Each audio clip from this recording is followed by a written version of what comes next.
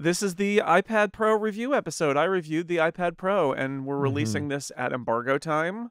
This whole episode, which is exciting. I first need to say, I'm very happy to talk about iPad things with you. Oh, likewise. I felt like this is. I thought we would both be working away on our own things about the iPad Pro, but a series of events occurred, and you didn't get an iPad Pro to review, so no, which I'm really sorry about. So you you did rate a different article, so we're going to talk about that in a little bit. But I wanted to start with the iPad Pro because I can talk about it now. I spent the last 4 or 5 days working on an iPad Pro 100% of the time, which I don't. Okay. I usually do that when I travel. Or I have done that when I travel, haven't in a little while, but I just, even at home, other than a couple of podcasts where I just didn't want to bother my co-hosts, I've basically been using the iPad Pro as my only device for the last 4 or 5 days. Okay, so obviously I read your review, and I made some notes for questions that I wanna ask you. Before we get started, so which model did you get? Which version? I have, and it matters more than maybe you would think. So it's the 13-inch. I got to keep saying 13-inch. Not 12.9 anymore. Not 12.9 in space black, which is a little bit darker, just like the other space blacks. Yeah. Even the accessories that we think of, the dark gray of the outside of the keyboard, it is darker. I mean, I'm not quite sure I'd call it black, but it's darker. It's another version of gray. It is, yeah. It's a darker gray. It's the many shades of gray. Approaching black, but never quite reaching it. Yes. How many shades? Apple is getting up there in their number of shades of gray that it's got. It's not the 50 yet, but if only that title was not taken. Oh man. Yeah, 50 Shades of Space Gray. Oh boy, but anyway, I'll read that. Yeah, sure. That's an amazing. It's actually not that interesting. It's just a story about Apple's Pro hardware. And it's a 1 terabyte model, which, because Apple is not going to send me one with a disabled CPU and less RAM. They want the full experience. So it's the 1 and 2 terabyte models, for those who do not know, are the ones that have the 4th performance core on the M4 processor and have 16 gigs of RAM instead of 8. So it's a pretty sizable spec difference when you go from the bottom 2 tiers to the top 2. It's no longer really a storage tier. It's a storage and CPU and RAM tier. So we should probably stop thinking of it as a storage tier. Right. So how does it feel? Like that's the first question that I want to ask you. Coming from the 12.9, the reduction in terms of thickness and weight, like because I've only spent like 20 minutes with it when I was in London. Right. But using it for 5 days, how does it feel coming from the previous version? It is, yeah, because I have been using the larger iPad Pro since there was only the larger iPad Pro, the first model, and I bought it, and I have been using those 2015, and that's been my iPad ever since. You never downgraded to the 11-inch? I never did. I occasionally pick up Lauren's 11-inch because she's got the 11-inch, and I pick it up and go, oh, wow, this is really nice and light, and then I look at the screen and go, it's kind of a small screen, and then I go back to the 13. So I've always had the bigger iPad.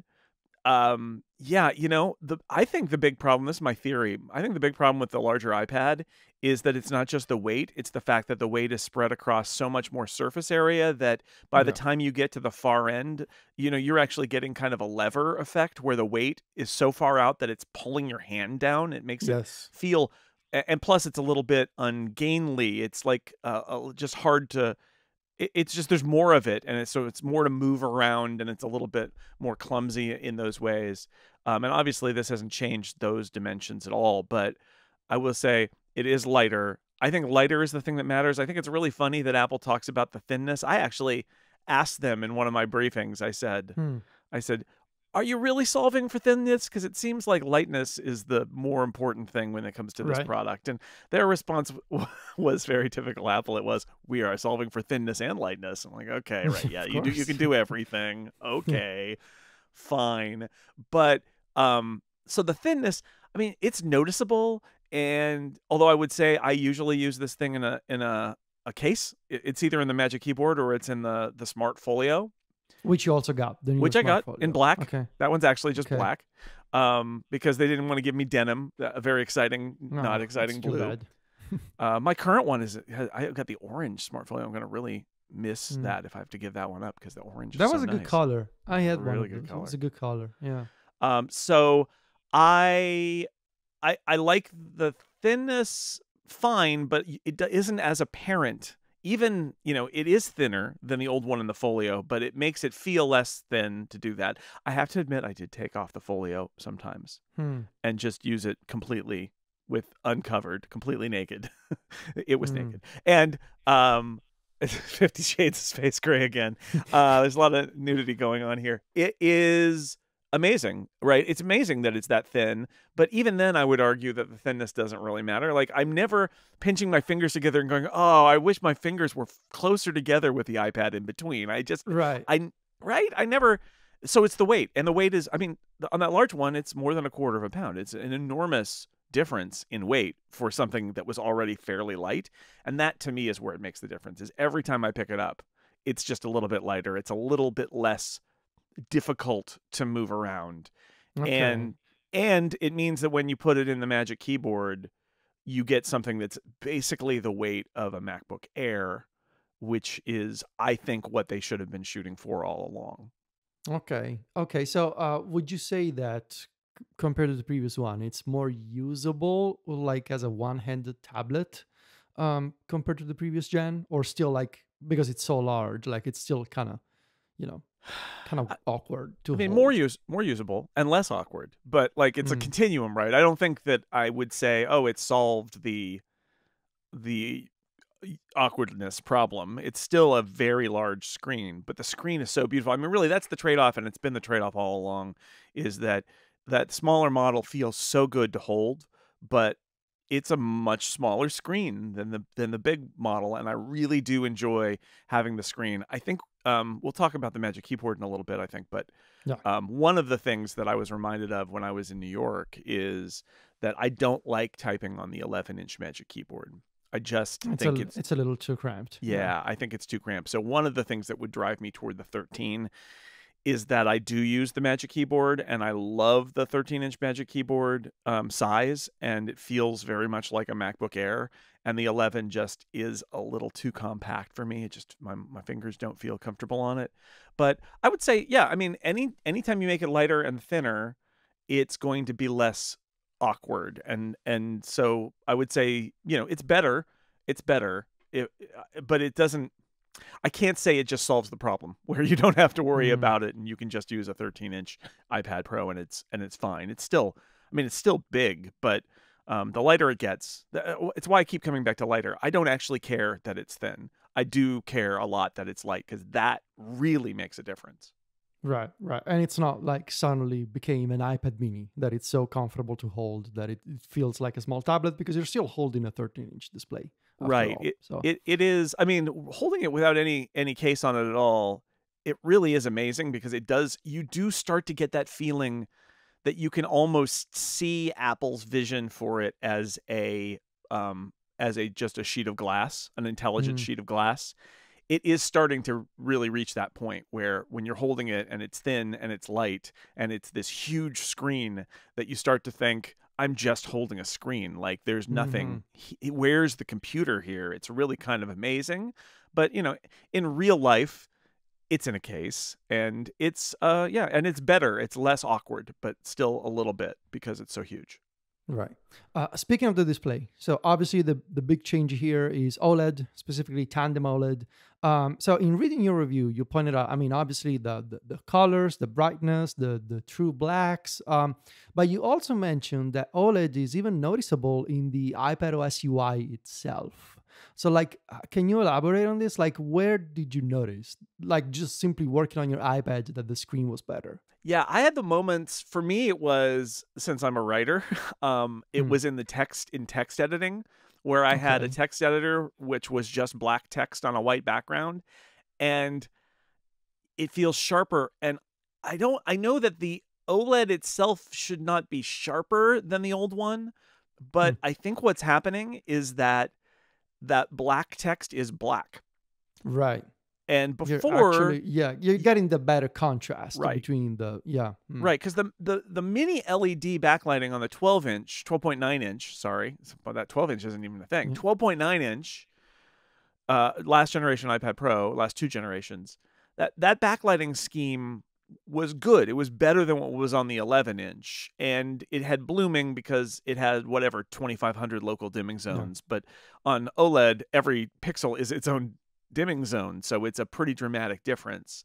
And so overall, like, the OLED screen impressed me, but I was coming from a closer place to it than somebody who's using any other iPad Pro, where you didn't get the mid-range step to a Hmm. mini LED backlight that really did help a lot, even though it wasn't perfect.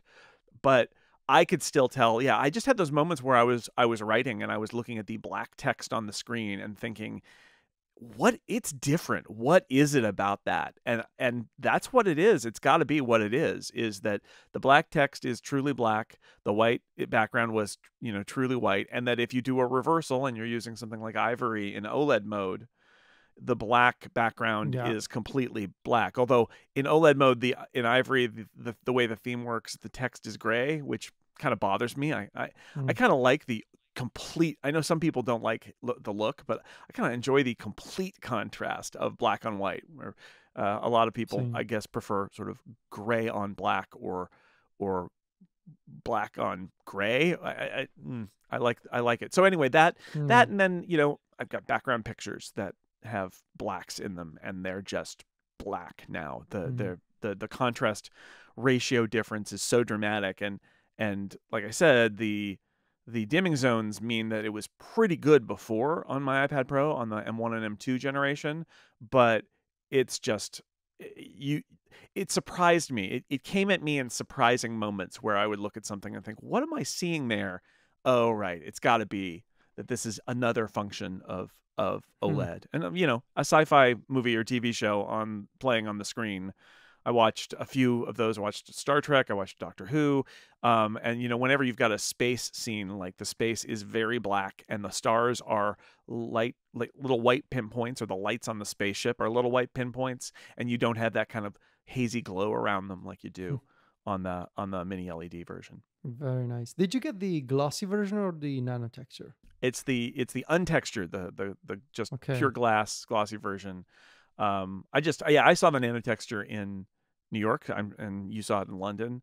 And what I thought was interesting is that I got the distinct impression from people I talked to at Apple that they're positioning it as not for everybody. They're like, Right.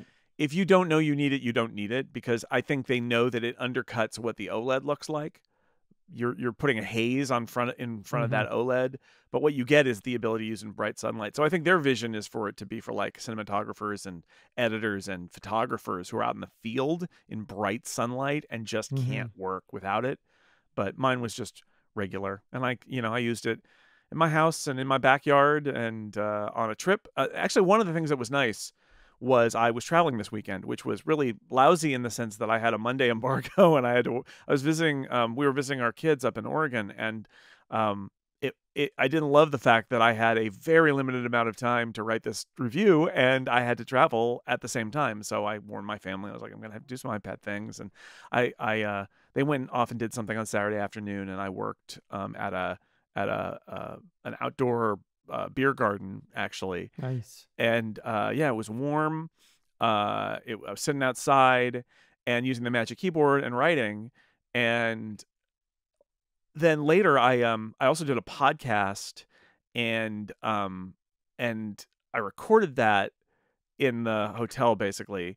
And then I posted it in the back of the car, as we were driving down the freeway to see my son, who lives down in Eugene at the university. My daughter lives in Portland. And in both of those instances, I actually thought about you, and you writing about how you were driven to the iPad specifically because you needed the portability of it.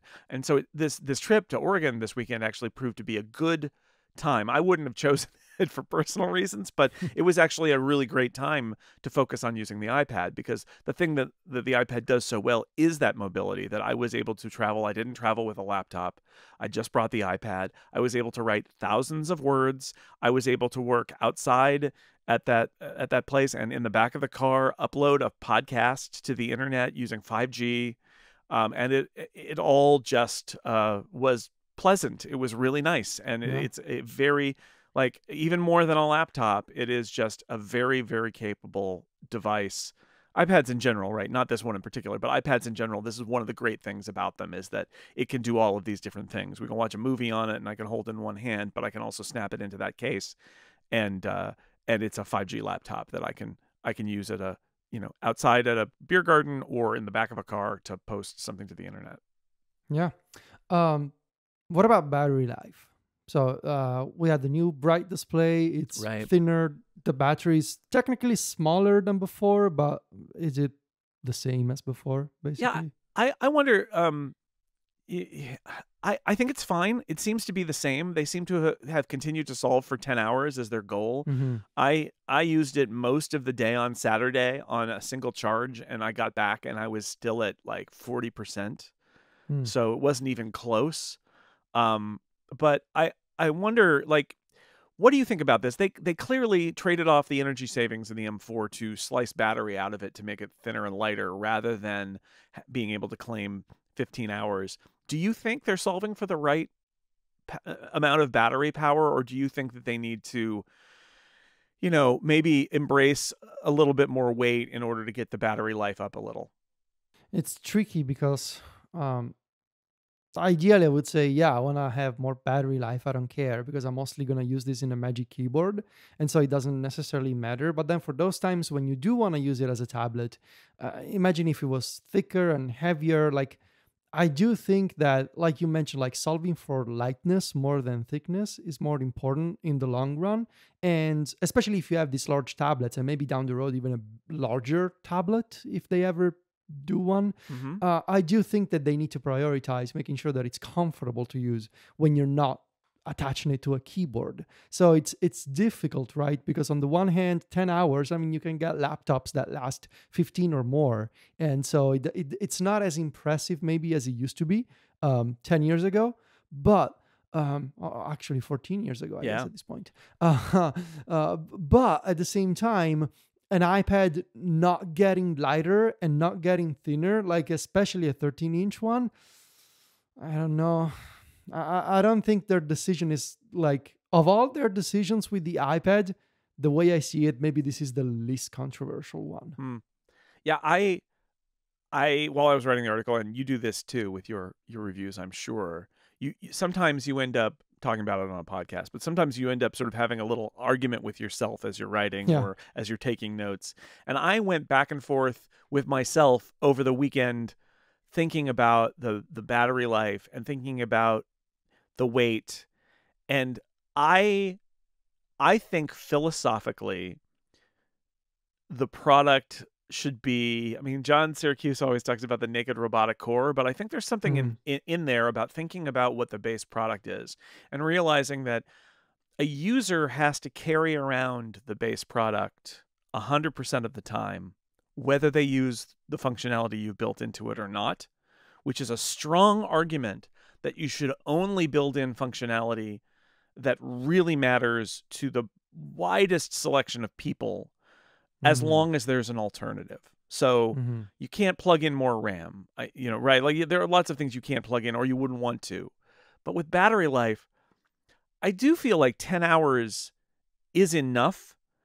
And if it's not enough, you should be able to plug in, or you should have some sort of a power bank that you can use. Yeah. But to weigh down every single iPad user with additional battery that most of them probably won't use, because most of them are probably not going to drain it to zero in a scenario where they couldn't just plug it in, I think would be a mistake, right? Like, I think in the end, if you're Apple, you're trying to please the most people, and they probably have the stats. They probably know that it almost never happens that somebody drains this thing, goes from full to draining it completely I mean, I do that at home, but I do that at home when I'm surrounded by plugs. So I know that Yeah, whenever it gets low, I can just it's plug it fine. in. Yeah. It's very rare that I am somewhere in the field and can't plug it in and have no battery left. And if it's rare, it's probably on me to bring a charger for it, Yeah. not on Apple to load every single iPad down with that extra weight. Yeah. Yeah. Yeah. I agree. The M4. Did you notice any benefits compared to the M2 when you were just working with the iPad? Was Safari snappier? Well, it's For snappier. Oh example? yeah, snappier. I mean, it is, although it's very hard to tell, right? New iPad, just migrated some files.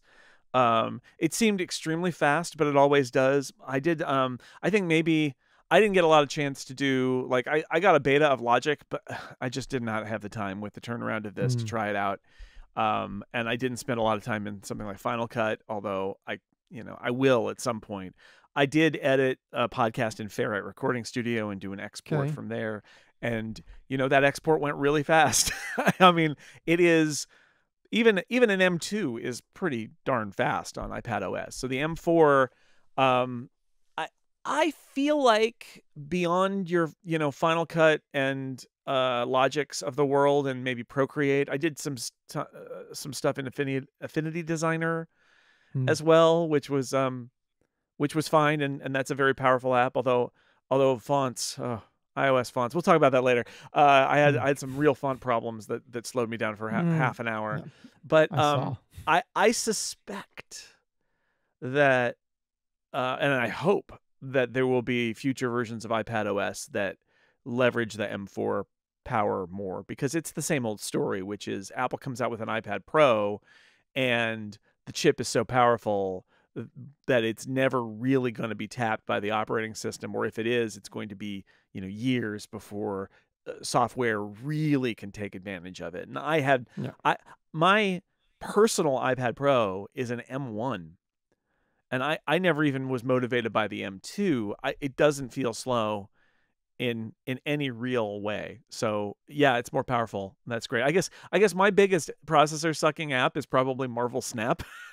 And because I've got it set to 60 frames a second and high quality graphics and all of that, and it's janky. It's a janky app. It's got lots of weird, it flashes and blinks and things. It's doing, I don't even know what they're doing under the hood there. But it was smooth. I mean, I'm not going to advocate anybody spend $1,200 on an iPad to play Marvel Snap, but boy, that was pretty nice. You are kind of saying that though. Yeah, I guess that's right. It's a video player. Well, I mean, on one level, whenever we review these things, it's like, it's not my judgment about how much money you want to spend. I used to argue this back at Macworld. There was a period where the old regime at Macworld would rate products down based on their price, and I said, well, wait a second. We don't know what price people are going to get for this in the future, and we also don't know what their budget is. Shouldn't we rate it based on, like, human beings are going to adjust whether they buy a product or not based on how much it costs. We don't need to do that for them. We should tell them whether it's good or not. And so I think about that when I say, like, it's more like, I don't know how big the market is for just a video viewer that costs $1,000. But this is a really nice one, right? If all it is, like, M4 is overkill, but like, if you really want an OLED video player that you can hold in your hands, it's really nice. And so I'm not going to judge you. If it's worth the money for you to do that, then great. Yeah, I mean, maybe there's a professional Marvel Snap player out there who's streaming Marvel Snap on Twitch, and having an iPad with OLED that makes Marvel Snap run better than before. Maybe it's a good deal for them. So, maybe. Is there anything else you want to mention about the hardware of the tablet itself before we move on to the real hardware of the accessories? I didn't notice much difference. I did a FaceTime call with my mom for her birthday using the new position of the FaceTime camera, and it just feels so much more natural. I always use it in that orientation, so it was very nice.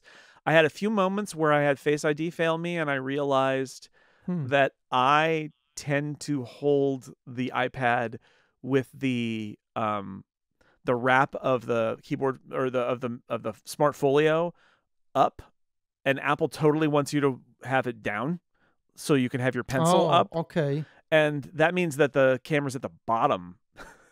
And so I had several times where why did you do that? I was trying to unlock it. I think, honestly, I think it's because at some point I had a Hmm. folio that I wasn't comfortable with like how strongly it was attaching magnetically. Hmm. And so if I held it down, then I was holding the folio against the back case. Whereas if you hold it up, it can like pop off. I don't know. It's a bad habit. I have to break myself of it. But it meant that when I was flipping up to open, I was literally like flipping over the Face ID sensor and it yelled at me. Or it was like down in my blanket. I was waking up and I was like, no, no, Hmm. no, pull it back up. So I had to flip that around. But it's really nice to have it there. And and beyond that, um, I guess I would say, there was Mike speculated about MagSafe. I've heard, John Syracuse say there should be more than one port on it. I think when I was doing a podcast and I had a microphone plugged into it and I realized that I was glad I had 10 hours of battery life, I thought, well, this can be an issue. And we gave that one port MacBook a hard time for it. But I Hmm. think the truth is I have to go back to what we said before, which is most people don't need more than one port. So I think you probably just need to put it on the people to get a hub, to get a dock of some kind, if you really need to use it with many, many devices. Because I don't, if they could put a second port on there and have it be no problem, but there are Hmm. probably a lot of compromises that would have to happen to get a second Thunderbolt port on this thing. And it seems, unnecessary for most people. So Yeah. it doesn't bother me. All right. So Magic Keyboard and Apple Pencil Pro. Um, let's start with the Magic Keyboard. Okay. So I want to ask you about the function row. This is the arguably, I think, along with the bigger trackpad, the one of the most important changes in this keyboard. Mm-hmm. One of the things I noticed when I was testing the extra function row in London, was that I a couple of times I sort of accidentally bumped into the lower edge of the iPad when I was trying to access the function row.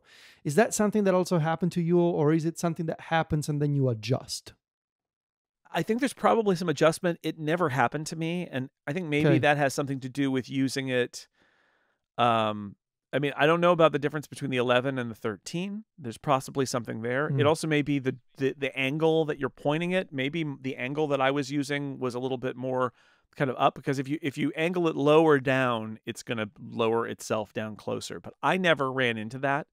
Okay. And I used it on a table and I used it in my lap, and I never really ran into that. What I did notice is on a very soft surface. So at one point when I was doing that podcasting, I was on the bed in the hotel room and I put Mm-hmm. the iPad down on the bed, and the bed was a little, the blanket wasn't perfectly flat. It was just kind of moving around and it was a little bit soft. And I put the iPad in the keyboard down and it flopped over backward. And I realized Okay. this thing Yeah. is balanced on the head of a pin. Like it is balanced. It isn't going to fall over backward in any normal circumstance, but the moment Yeah. you shift the weight a little bit back, it will fall over backward, because it is they have they have engineered that thing very precisely to stay upright.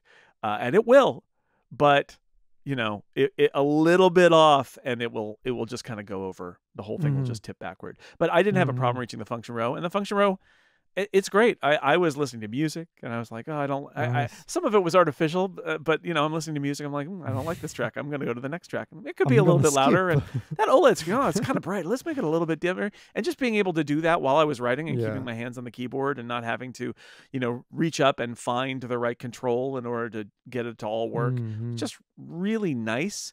Although I mentioned in the review, I can't believe that you can't adjust the keyboard brightness via a keyboard shortcut, that there isn't a, globe Mm. brightness or Yeah. command of those brightness keys, because a lot of people don't even know that it's backlit. I'm not going to name names, but a recent Relay podcast mentioned that the Magic Keyboard still doesn't have backlighting. And it's like, it's always had Mm. backlighting. It's always been there, but you have to go to settings, keyboard, hardware Yeah. keyboard, Yeah.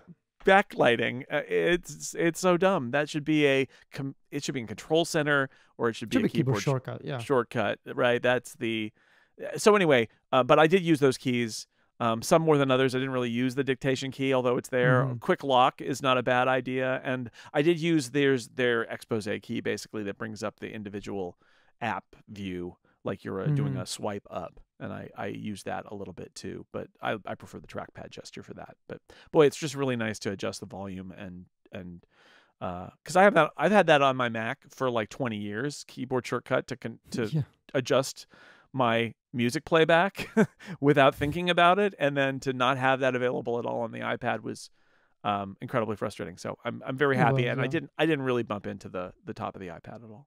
Nice, nice. The trackpad, so it's larger than Yeah, before. It seemed a bit taller than before, basically. And it supports haptic feedback. And I right. read in your review that Apple also sprinkled some haptic feedback here and there in some of the built-in apps. Like, for example, when you're reordering songs in an Apple Music playlist, I believe you mentioned, Yes, you can feel a little haptic feedback going on. Can you explain what this feels like? that's a little like that's the roller coaster ride of this feature. Is the if you want the demo of the haptic feedback in the trackpad on the Magic Keyboard, rearrange Mm. items in up next in music because every tick is a bump on the haptic. So you drag a track down and it just goes boop, boop, boop, boop, boop as it goes down. But also Interesting. if you do long press, it will do a tap as it triggers. If you do a 3-finger swipe up, as you bring it up, it will do a tap as it brings up that the app switcher view. Yeah. So it's not quite. Oh, and there's an API. So in I forget what is it in Numbers, or maybe it's the guides in like Keynote and Pages, but there are Hmm. some things like that too, where there's a snap to guides happening where there's actually a little tap. And I would say it's not quite as obnoxious as the one on the desktop Magic Trackpad. These are just little grace notes. They're little accents. They're not Yeah. huge boosts to usability, but I think they're trying to go for a little bit of delight as well as trying to make the user interface a little more tactile, and that's fine. You can't turn it off. So, I hope you You like it. you can turn it off. Interesting. I Okay. not that I could find. I think that they're Hmm. on. That may be a next version OS feature to turn it Hmm. actually off, because obviously that was one of the things they had to put in this version of iPad OS in order to ship this thing, was some of these specific features for the Magic keyboard. But Right. yeah, it's subtle, but as a clicker, it works really well. Like, it is just like with the laptops and the desktop Magic Trackpad, where it doesn't move anymore, but you wouldn't ever know. It feels Yeah. perfectly normal to click on it. And I've definitely heard from people who've said that they, in a quiet space where they're endlessly clicking using the old Magic Keyboard, they feel, I think it's more internalized than it is reality, but they feel like they're making these loud clicks in a quiet room with that moving trackpad, and well, that's gone. It doesn't make that noise. It doesn't move anymore. Now it's just doing a little vibration on your finger. But I Very think they did nice. a good Yeah. job. I think it's executed really well, and it's nice having a little more space for using your finger to move around on the trackpad. I think that's nice too, and that's why Nice. they pushed back. They used the decreased weight to push the cantilever back a little bit. It sits further back. I guess that Hmm. arm of it is a little bit shorter, so that it sits further back, so that they can get that extra room on that plane, that keyboard Right. plane for the trackpad and the function row. Right. What do you think of the new material, the new aluminum material in the sort of palm rest area? Yeah, it's really familiar. I mean, they're basically making it feel like you're using a laptop, like a MacBook. Okay. And I liked it. I have no complaints. It went from being a kind of different, that different kind of rubbery feel around the keys, to being just like you're using a MacBook Air. It Hmm. really, really does. I think what's funny is that the other side of it is still the rubberized. The rubber. Yeah. Yeah, and that which is fine. I don't mind it. Um, and I wonder about the long term wear on the port, because like it feels very Right. much like, You mentioned this in your yeah, story, that there's an area where the rubber backing sort of attaches to the metal base, and you're yeah. concerned about the durability of that. It feels like that's an interface point that could wear badly, and I Hmm. wonder about, like, is it are they glued on? And we won't know, but it wouldn't surprise me if a year or two in, people were looking at that and going, what's going on here? And Apple had to make the two some halves repairs or whatever. start coming apart. Yeah, that's my concern. And again, it's just when I looked at it, it's a very weird area where it doesn't feel like there's a natural flow from one plane to the other. It really is like one is just stuck on the other one. And I hope they've tested that sufficiently and that they're confident that it's going to wear okay, because that's the thing that really bothered me. But otherwise, it's on the outside, it's super familiar. I didn't have any problem opening it up. Opening it up is a little different, but I didn't have any problem. I know some people were a little concerned about that, but it seems pretty reasonable to me. Okay. So what about the Pencil Pro? Have you? I mean, you're not. No. Knowing you're not much of an artist. No. Very bad. Same. But yeah, you did tell me that it's possible to program the Apple Pencil Pro to run a shortcut when you perform the squeeze gesture. Yes. So maybe that's something you can use. Yeah. So the breaking news here. Perhaps I'm the only ones who have done this. I haven't done this yet. But yes, you can, in settings, set the squeeze gesture to, it can use Pencil Kit in apps that support that. You can also have it be an eraser. Just say always have it be an eraser. But one of the functions is run a shortcut. Interesting. It's like a little action button, but for your Apple Pencil. On your Apple Pencil. Yeah, that's where the action button on the iPad Pro is. It's on the Apple Pencil. So I don't know. Again, I have not done this because I was so busy writing the review that I thought I cannot play with this. But I do wonder what is that? Like, what would be the scenario where you'd run a shortcut? But maybe you're just not even drawing on the screen. You just kind of pick up your pencil and squeeze it. Yeah, maybe you're just using it as a little shortcut. Squeeze remote. Shortcut. Yeah, squeeze remote. Just point the thing at the screen and squeeze it and see what happens. Yeah, so but I love that it's there, right? I love that like they didn't need to do that, but I think that they for all of the issues with shortcuts on iPad, I do like the idea that they seem to have philosophically decided that they're going to build like these features into a feature. Like it can do A, B, C, or D, and then it's like, well, what else could we do? They're like, well, I don't know. Put a shortcut in there, and then we'll see what people do with it. We can't wait to see what you do with it. It'd be so much more interesting and flexible, I think, if only shortcuts supported any kind of like context. Like if I squeeze my Apple Pencil and I'm using Safari, or if I squeeze my Apple Pencil and I'm using, I don't know, OmniFocus or something. Like that would be interesting, I think, to sort of tie that to some sort of foreground window context. Right. But so you just set a shortcut and it's system wide. So whenever you squeeze, you run that shortcut. Yeah, squeeze to do not disturb. Sure. Yeah, you could do that. Sure. Why not? I mean, why not? Why not?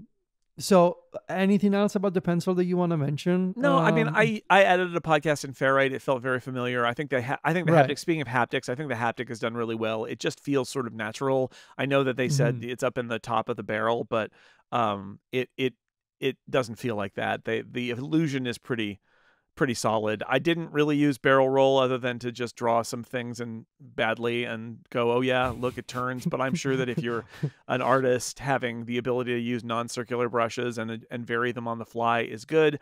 I would imagine that there'll be some very clever things that are used where you end up using it almost like you're turning a knob, where you're rotating the pencil in other apps and it's scrubbing video, or I don't know. There are some other things that could probably be done with it. I'm looking forward. Obviously, only a very small handful of apps were able to build custom anything for it. Most of them heard about it first last week and are going to now have to dig into those APIs. But I think that there's some potential there. I love the Apple Pencil. I don't use it very often, but this one, it feels exactly like the old one.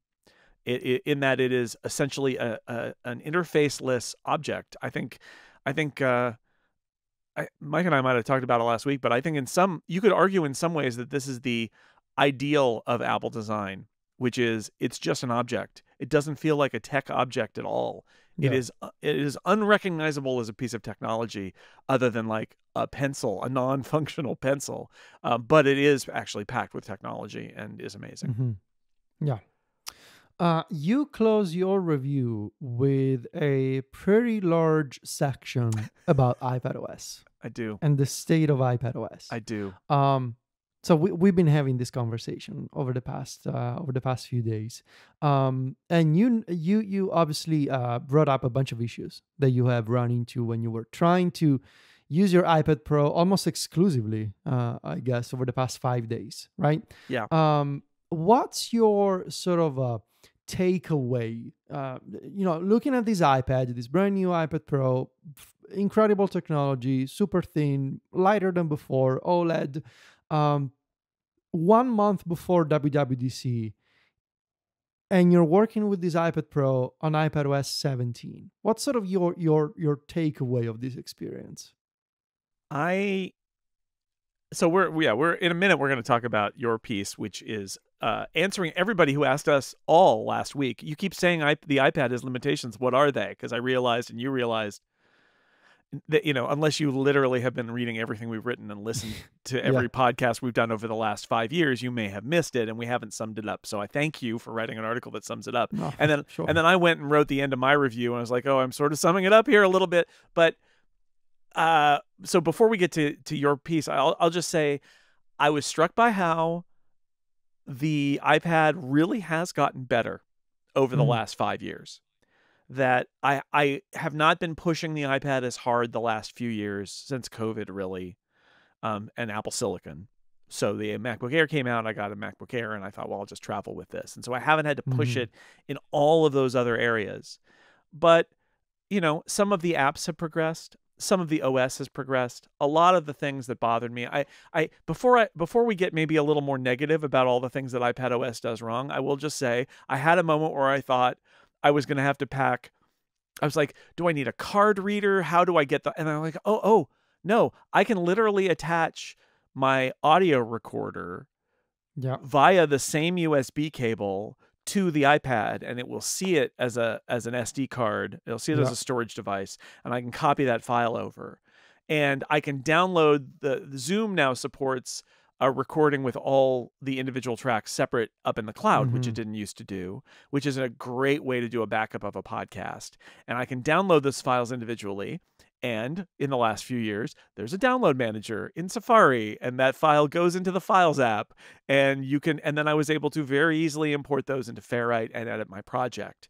And I thought, okay, like I remember traveling where I had like the SD card that was also a Wi-Fi of its own, so that I could use a custom app devices to copy it over to, and it was so bad. And it's not that bad anymore, but one of the reasons I have to copy that file over is that I can't record my microphone on iPadOS. So like there's still those walls there, but I was just reminded that with the Magic Keyboard and with the improvements that they made to files, and I used a lot of Stage Manager, that it really has come a long way in 5 years. I might argue that there's huge pieces that are still kind of missing or broken, and we will do that after the next break. But I was flashing back to when it was way less capable than it is even today, and I was grateful that, oh yes, it behaves like a computer. If I attach a disk to it, I can look at the files on the disk. That didn't used to be possible. So better than I remember when I was trying to do all of this in 2017. Yeah, that's for sure.